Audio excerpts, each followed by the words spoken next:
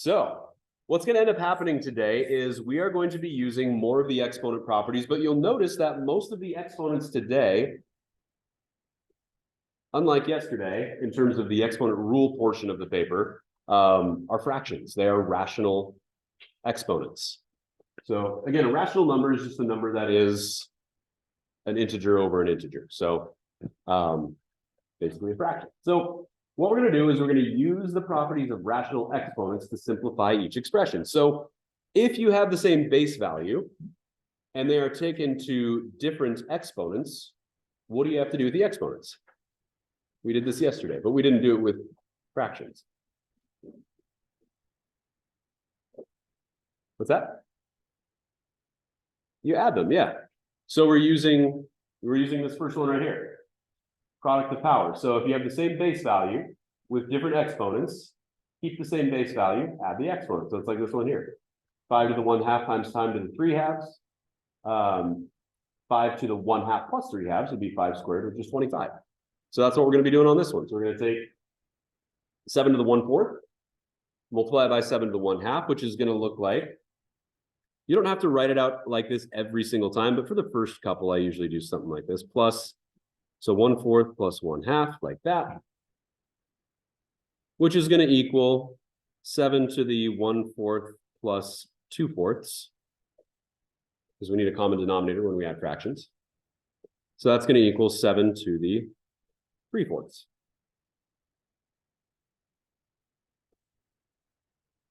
Which, if you were to write this as a radical, would be the 4th root of 7 to the power of 3, or 4th root of 7 cubed. But we're going to leave this in rational form right now instead of radical form. And since there is no perfect 4th of 7, this is about all we can do with that. If we could simplify it, we would, but the 4th root of 7 is not really anything we're concerned about. So that'll be it for that one.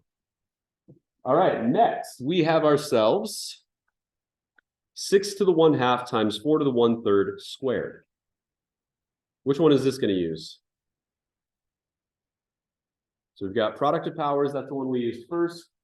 Power of a power, power of a product. I'm thinking it's power of a product because we have two things multiplied with exponents, and then there's an exponent on the outside as well. So what we're going to do is we're going to take the exponent on the outside and multiply it by the exponents on the inside. So this will be 6 to the 2/2 times 4 to the 2/3. But 2/2 is just 1, right?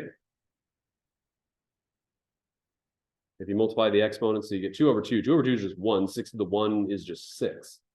So this will be equal to 6 times 4 to the 2/3.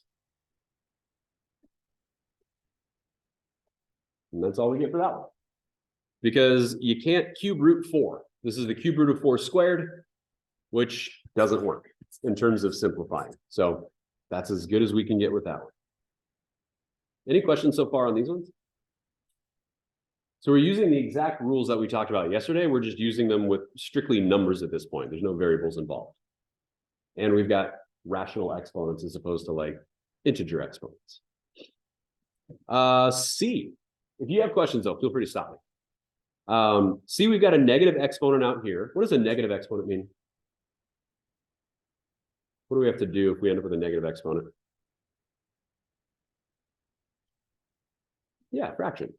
So it's going to be this. It's just going to be this on a denominator with 1 on the numerator. So this will be 1 over 4 to the power of 5 times 3 to the power of 5. To the 1/5 power.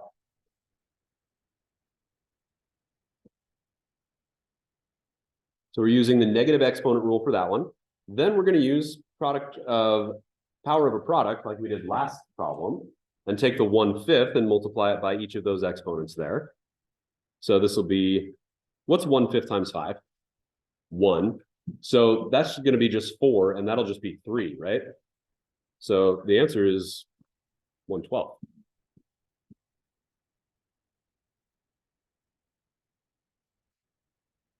1/5 times 5 is 1, 1/5 times 5 is 1, 4 to the 1 power is 4, 3 to the 1 power is 3, 3 times 4 is 12. So this one does simplify quite a bit more than the first two did. All right.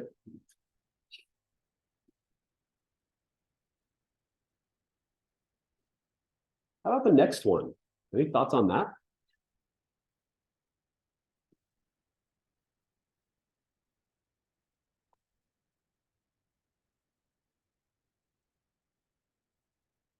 Do the numerator and the denominator have the same base value? Yeah. For each 5, right? 5 here, 5 there. So base value would just be like the regular integer value, which is 5. This one has an exponent of 1/3. What's the exponent with this one? 1. Okay. So if you have the same base value on the numerator and the denominator, what do you do with the exponents?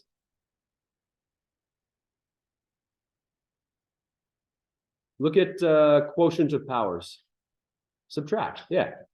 So we'll subtract. What's 1 minus 1/3? 2/3. All right. So this will be 5 to the 2/3. Now the cube root of 5 squared, there is no cube root of 5 in terms of an integer value, so we're just going to leave this as is because we can't simplify it any further. If we could simplify it, we would, but we can't.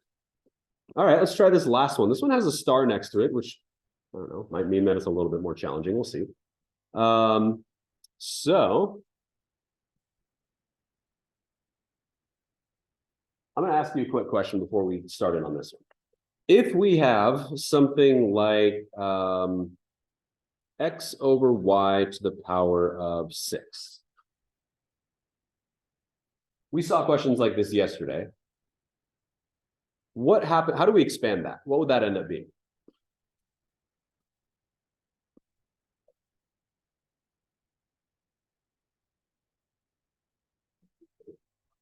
Yeah, the 6 applies to the x and the y. So that'd be x to the 6th over y to the 6th. So I would say that logic suggests that if we end up with something like a to the 12th over b to the 12th like that, we could then write something like this because it starts like that, yes? So we could end up writing a over b to the power of 12, right? Because if it works this way, it's got to work the other way as well. Would we agree with that? That makes sense? Okay. So take a look here. Both the numerator and the denominator are raised to the same exponent. So what we can do with this one is we can say, all right, I'm going to make a bracket and then a new set of parentheses with 42 over 6, and then to the power of 1/3 outside of that. And then close the bracket and then square it. Does that make sense? Because they're both raised at the same exponent, we can remove that exponent. The purpose for removing that exponent is the fact that 42 is divisible by 6. What's 42 divided by 6? 7. Okay. So this is going to equal 7 to the 1/3 squared.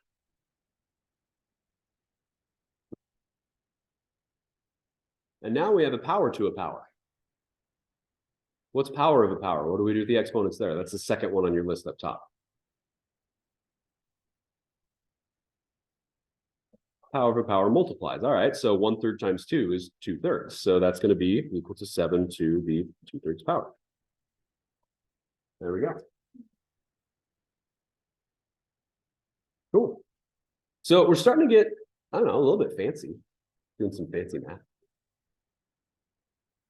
In a way, it looks kind of fancy, but it's just using the same rules we've always used. We're just introducing fractions into it, which fractions can feel a little bit intimidating sometimes. So any questions on these ones before we look at our next page? All right. So that's part of the way that we can simplify things. So that is simplifying using rational exponents. Now, what if instead of using rational exponents, we used radicals instead? So this next page is basically the same thing we just did, but instead of using exponents, we're going to use radicals as opposed to that, because we know the two are interchangeable, but now we're doing the other version of it. Instead of using rational exponents, which could have been written as radicals, now we're doing the radical form of that instead of the rational exponents. And so we've got a couple of properties here. We have the product property and the quotient property, and these are things that we have definitely used before, but we're going to have to pay a lot more attention to them now, because up until now, we've pretty much only been doing these rules with square roots. So if you have two nth values that are the same, cube root, you're allowed to multiply the numbers under the radical and then just combine them into a single radical symbol. So we're going to start by multiplying 12 by 18. So somebody go and type that into a calculator real quick. What's 12 times 18? 216. Okay. So this will be the cube root of 216.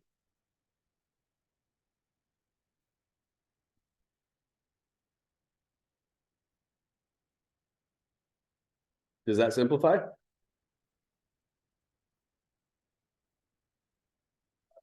Yeah, it's 6.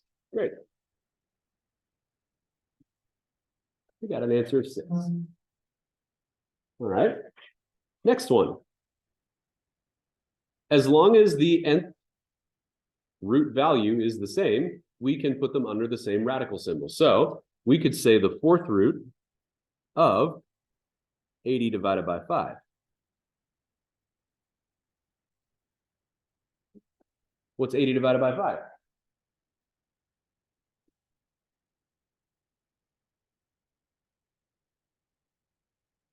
16. All right, so that would be the fourth root of 16. What does that equal? 2. Yeah. There we go.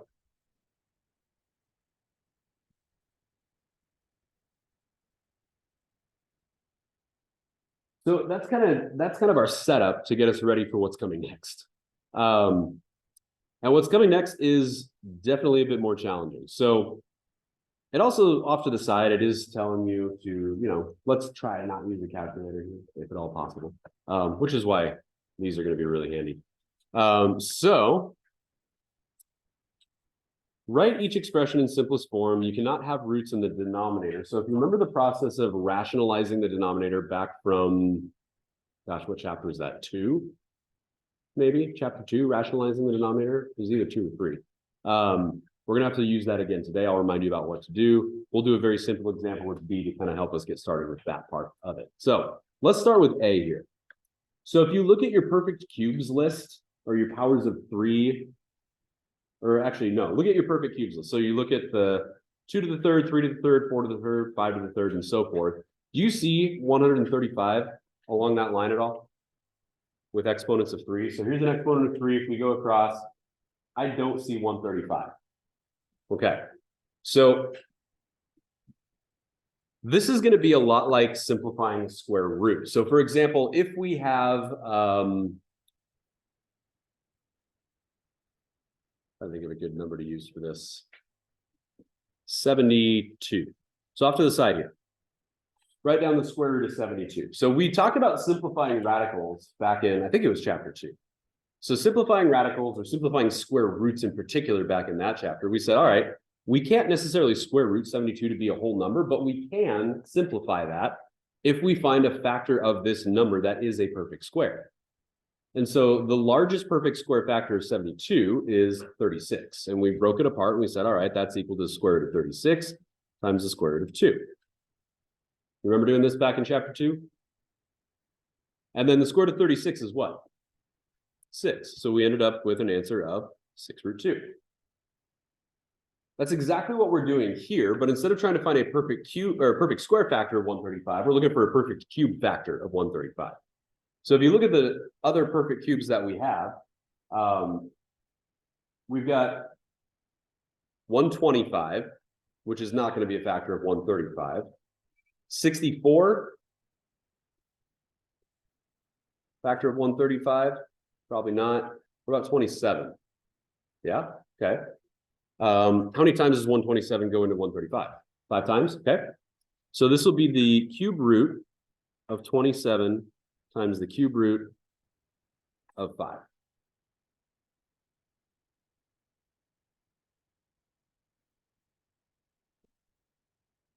What is the cube root of 27? 3. Yeah, that's on our paper here. Cube root of 27 is 3, so we end up with 3 cube root 5, or 3 times the cube root of 5. So the process is exactly the same as over here. We're just looking for different types of factors. Instead of square root factors, on this one, we're looking for cube root factors. Once we get into a problem like B, though, we are not allowed to have a radical in our denominator. So we have to be able to rationalize the denominator, which this process looks a lot like finding a common denominator when we add or subtract fractions. That's kind of how I think of it when I use this process. So in order to get rid of the denominator, not get rid of, but to rationalize the denominator here, we need to think about a way to, multiply this by a number so we can get rid of the square root. So what could we multiply the square root of 2 by to get rid of the square root? The square root of 2, yeah. If you multiply a square root by itself, you just end up with a number under the square root. Square root of 2 times the square root of 2 is the square root of 4, and the square root of 4 is 2. So if we multiply both numerator and denominator by the square root of 2, this is why I say, to me, it feels a little bit like finding a common denominator for a fraction, because we're not actually changing the value of this fraction, because technically we're dividing by what? Or multiplying by what? 1, yeah. Root 2 over root 2 is 1, if you're to divide that out.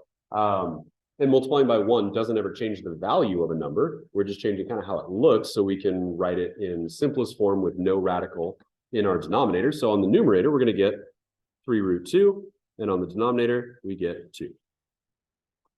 And so this is exactly like what we did in chapter 2 as well. This isn't any different than like what we did in chapter 2. Yeah. This would be simplest radical form. So you're for base form, you mean like on the previous page? Like the question itself is 3 over the square root of 2. That's going to loss into the 3 times the square root of 2. So in order for something to be considered in simplest form, it can't have a rational or radical denominator. So while this is certainly simpler in terms of how much writing is needed to write it out, this one is actually considered simplest form because it doesn't have a radical denominator. I think it's simpler. Find the square root of 2 anyways. Correct. Yeah. Well, it's similar to in geometry last year when you had like a 45, 45, 90 right triangle, where you had like, you don't need to write this down. In fact, I'm not going to write it on this. But like a 45, 45, 90 right triangle last year that you saw in geometry, those were the isosceles right triangles. And so those two were the same. So those were each 45. And the relationship between the legs and the hypotenuse was side, side, and side root 2. And you could also reverse that order. So if you started with the hypotenuse, you might recall that if you got h, this was equal to, s is equal to h root 2 over 2. You can just divide by the square root of 2, and that is because you can't have a radical on your denominator. Yeah, you could just take the hypotenuse and divide it by the square root of 2, but mathematically, that's not really like allowable. And it's kind of one of those formats that was decided. There was a group of people at some point that decided we are not going to allow a radical on the denominator. It's kind of like order of operations. Order of operations was decided that this is the order that we will do our operations in, just to make it like a universal format. And so that's what this is too. It's universal format. It is not technically incorrect to divide by a radical. You can divide by a radical. But to write something in simplest radical form, having a radical in your answer, you can't have a radical in your denominator. So it's more of a formatting. It's like if you try to type something into a computer and it's not in its correct format, it's not going to like it. If you use a programming language and you use like a phrase or some kind of formula from one programming language and you try to use it in another, it's probably not going to like that. So, yeah. All right. C. What the heck is going on here?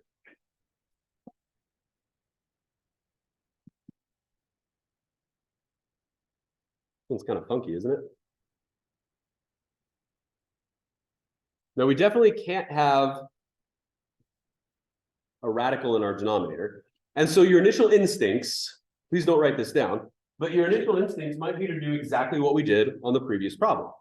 which would be to multiply by the exact same thing again on the denominator, the fifth root of 8. I would not recommend that. And the reason for that is, as you go up by 1 each time, it doesn't necessarily mean, I'm trying to think of a way to word this correctly. From square roots to cube roots to fourth roots to fifth roots, those values here change depending on what you have. So what I would recommend doing here is with the denominator value in particular, because this is the thing we're focused on at the moment. If we can work out some simplification on the numerator, we'll do that. But we really have to focus on not having a denominator with a radical. So this is kind of where we direct our focus, at least at the beginning of the problem. And if you look at the number on the denominator, if the denominator happens to be a perfect anything, square root, cube root, fourth root, fifth root, if it happens to be a perfect form of any of those things, use that. So if you look at the number 8, is 8 a perfect square? No. Is it a perfect cube though? Yeah. What is it the perfect cube of? 2. So what we're looking at here is, I'm going to rewrite this real quick just so we can see this. It's going to be the fifth root of 7 over the fifth root of 2 cubed. Everybody okay with that so far? And the reason why I mentioned just a second ago that we don't repeat the exact same thing that we did on part B by multiplying this by the fifth root of 8, or which we could do, but it would make things a lot more challenging than it needs to be in the end. 2 cubed is only 2 squared away from being 2 to the 5th, right? Does that make sense? Because if you think about over here for a second, 2 cubed times 2 squared equals 2 to the 5th power, right? Everybody okay with that? Because you add the exponents and you get 2 to the 5th. So logically speaking, if you were to 5th root 2 to the 5th power, you should get 2, yes? So if you can figure out if the denominator is a perfect something, write what it is perfect of, right? 8 is a perfect cube of 2, so it's 2 cubed. So in order to get 2 to the 5th power, which is what we're going for on this one, because it's kind of directing us in that way, we're going to multiply by the 5th root of, I'm going to write the 5th root of 4 on the top, but on the bottom, I'm going to write the 5th root of 2 squared. 2 squared is 4, so I just wrote 4 up top and 2 squared on the bottom. I'm going to write this one in more of an expanded form for this first time that we do this one. And so this is going to equal, on the numerator, we can multiply the 7 and the 4 together because the nth roots are the same values. 7 times 4 is 28, so that'll be the 5th root of 28. On the bottom, we're going to get the 5th root of 2 to the 5th power, because 2 to the 3rd times 2 squared is 2 to the 5th. And if you have a value of n for your exponent, or I guess if your exponent and your nth value are equivalent, they will cancel each other out, leaving you with just the number underneath. So it's like square rooting 2 squared. You get 2, which is exactly what we get here. Cube rooting 2 cubed would be 2 as well. 4th rooting 2 to the 4th would be 2. 5th rooting 2 to the 5th is also 2. So we end up with the 5th root of 28 over 2.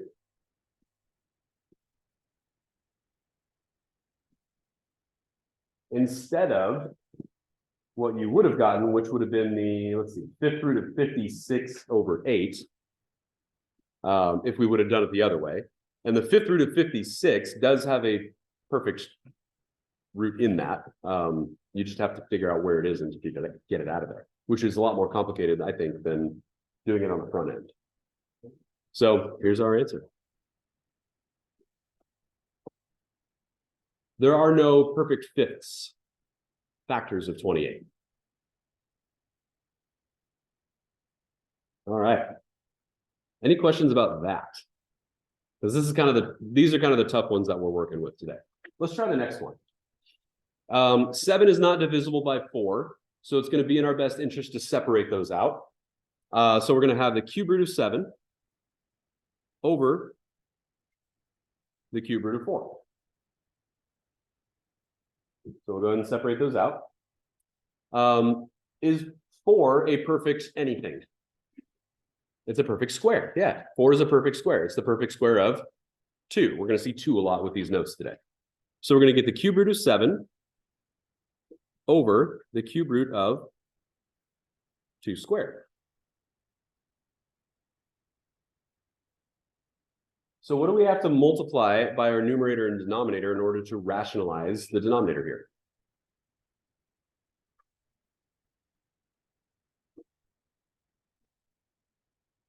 Just 2? In order to get the numbers underneath the same radical, we have to use the same nth value. So we definitely need one more exponent. So what is it going to be? Yeah, we're going to multiply by the cube root of 2. Exactly. So multiply by the cube root of 2. Because the cube root of 2 squared times the cube root of 2 is the cube root of 2 cubed, which is 2. So we're going to get the cube root of 14 over 2.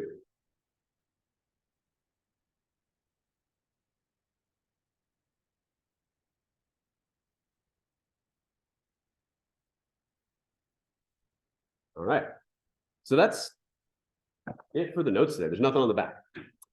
So let's see. You've got your assignment in your, hopefully in your binders.